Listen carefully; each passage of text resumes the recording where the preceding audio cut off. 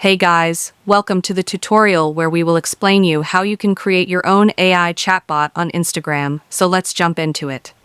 First, open your Instagram app and log into your account if you haven't already. Once you're on the home screen, tap the chat icon at the top right corner to go into your messages.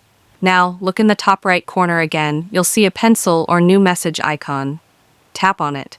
From there, you'll notice an option that says Create an AI character or something similar, depending on your app version.